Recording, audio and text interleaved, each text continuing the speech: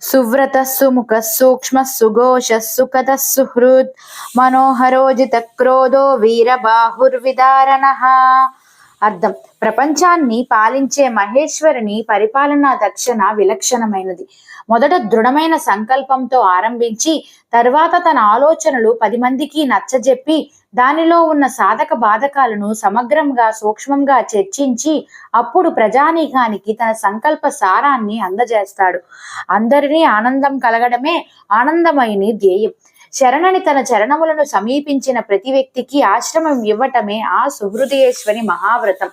అతిలోక సౌందర్యం, అంతులేని ఔదార్యం, అపరిమేయ పరాక్రమం అతని వ్యక్తిత్వానికి సమగ్రతను చేకూరుస్తాయి.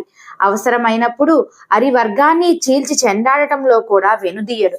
సహజంగా కోపిష్టి కాదు, కానీ కార్యసాధన కోసం కోపాన్ని ప్రదర్శిస్తాడు. కోపం వచ్చినా ఒళ్ళు తెలియనంత కోపం రాదు.